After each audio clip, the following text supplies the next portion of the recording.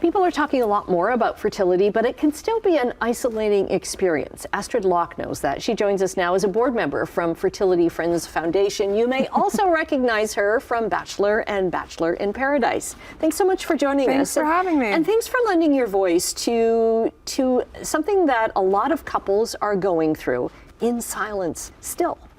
For sure. I mean, my husband and I kind of know that firsthand. We were trying for a bit over a year before we kind of went down the fertility route. And even then, we didn't tell anyone. We didn't tell our family. We didn't tell our friends because it feels kind of shameful, but it shouldn't be. But when you're going through it, you just feel like something's wrong with you. So it's a hard thing to kind of share with anybody, really. And it also seems really intimate because you're trying to start a family, right? So. Yes. And then you don't want, and you must still get inundated with questions about, from well-meaning people, but yeah, are you trying? And how do you say, well, yeah, but it's not working? Yeah, so we were actually lucky in that sense because all of our struggles were kind of happening around the pandemic. So we actually had to push our wedding. So because we weren't married, I feel like nobody was bombarding us with those questions.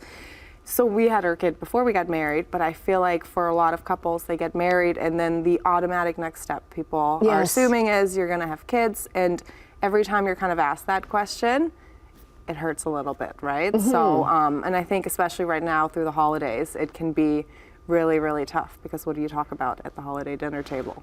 Right.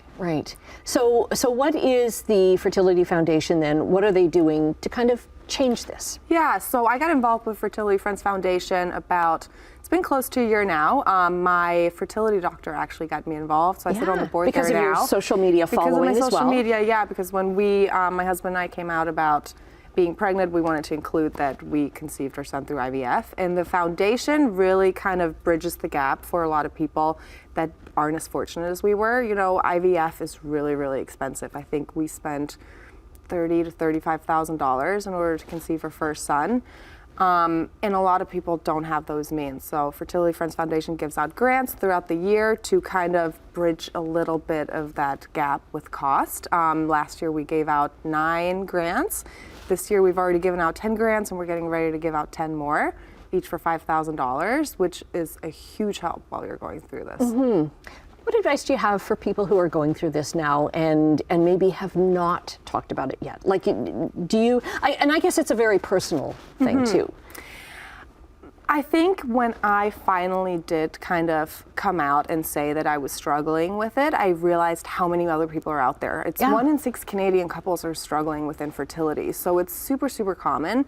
And it actually can be really helpful to talk about it. And maybe it doesn't feel right to talk to your family or friends, but there's a lot of online communities as well where you can kind of find someone who's going through the same thing as you so that you don't feel as alone. But I think most importantly, you are not alone. You are one of very many people kind of going through this. So when you, as you say, came out about this, what was the most surprising thing after you did that? Well, I think the most surprising thing was how many people then told me that they also did IVF or IUIs or whatever it was, who I would have never known. You just see those like happy pregnancy announcements or the pictures of the babies being born, and you don't ever realize what goes into that.